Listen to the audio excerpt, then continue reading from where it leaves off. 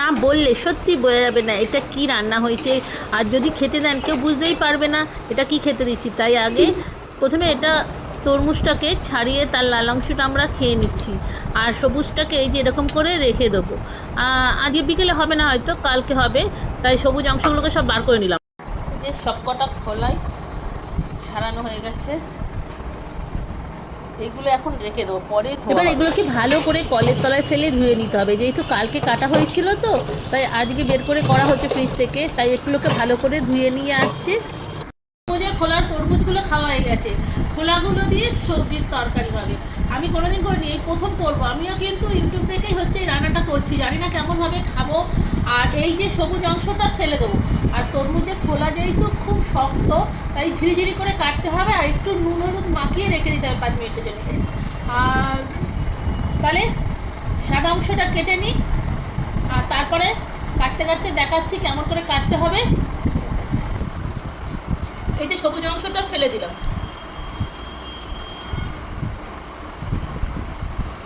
খুব শক্ত হয়, আমি খেতে ভালোই হবে। আর এই মশলাটা আর নিজেদের হাতের আন্দাজে দেওয়া হয়ে গেছে। এবার আমি এইটাকে হচ্ছে ঝিরিঝিরি করে কেচে নেবো।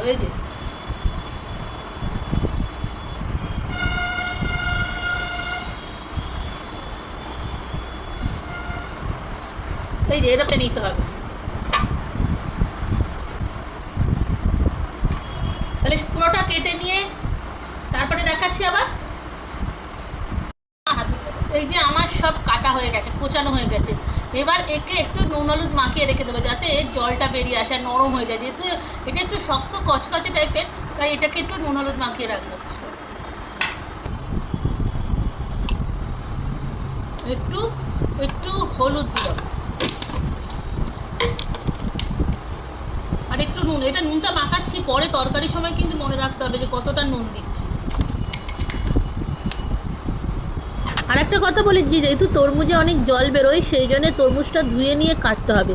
আগে কেটে নিয়ে তারপরে ধোবেন না, তাহলে আরও বেশি জল এসে যাবে, আর জল থাকলে না জল বেশি গলবে। এমনিতেও নুন হলুদ দিয়ে মেখে রাখলে প্রচুর জল গলবে, সেই জলটাই আমি দিয়ে দেবো তরকারি। নুন হলুদ মাখিয়ে ওকে এখন রেখে দেবো। নুন হলুদ মাখিয়ে রেখে দেওয়ার ফলে এটা নরম হয়ে গেছে, আর অনেকটা জল বেরিয়ে গেছে। এবার একটু চটকে নিলাম, দেখেই বুঝতে পারছেন যে কীরকম নরম হয়ে গেছে। আগে কড়াতে দিলে অতটা শক্ত হতো। যাই হোক, আমার এটা ভালো করে একটু চটকে নিলাম। এবার কড়াটা বসিয়ে নিয়ে একটু সর্ষের তেল দিয়ে রান্না করবো। সর্ষের তেল দিয়ে তাতে একটু 5 ফোড়ন দিয়েছি, তাহলে সর্ষেও দিতে পারেন, যে যেটা মশলা ফোড়ন দেয়। তার সঙ্গে 2টো লঙ্কা দিয়ে দিলাম। এবার ওইটা নুন হলুদ মাখানো ছিল, এটা দিয়ে দিলাম। দিয়ে ওইটা হচ্ছে একটু দেওয়ার পরে না নাড়াচাড়া করতে হবে।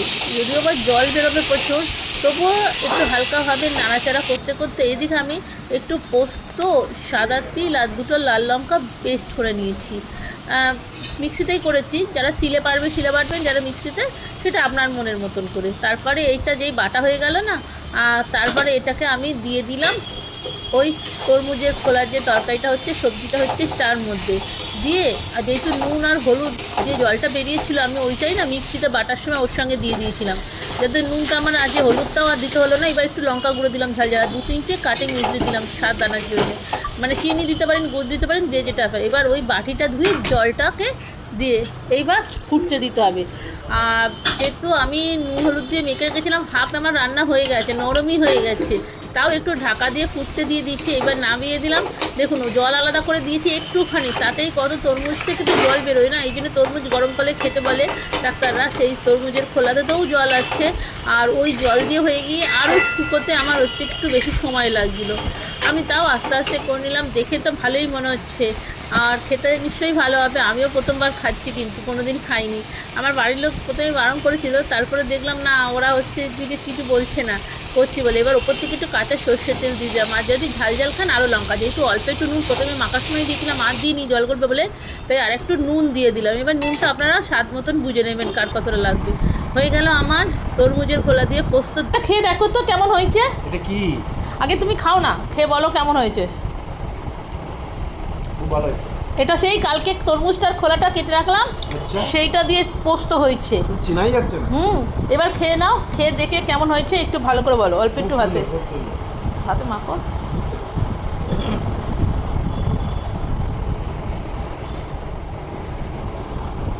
ভালো হয়েছে। ভালো হয়েছে তো?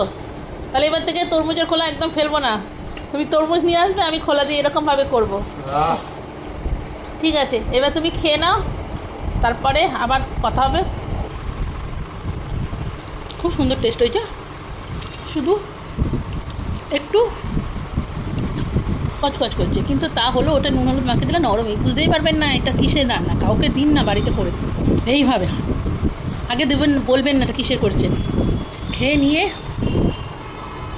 তারপরে বলবেন, দেখবেন সব ভাতটা এই দিয়েই খেয়ে নিচ্ছে। খুব ভালো হয়েছে, সত্যি অপূর্ব হয়েছে। আর পোস্ত তো, পোস্ত যার করেই পড়ে সে পোস্ত নিজস্ব গুণের জন্যে আলাদা টেস্ট এসে যায়। তাই সবসময় খেতে বলছি না, মাঝে মাঝে এরকম একটু মুখ চেঞ্জ করার জন্য বানিয়ে খান, ভালো লাগবে। তরমুজের খোলা দিয়ে পোস্ত, আর একটু ঝাল ঝাল করবেন, মুখটা ছেড়ে যাবে। ভালো থাকবে।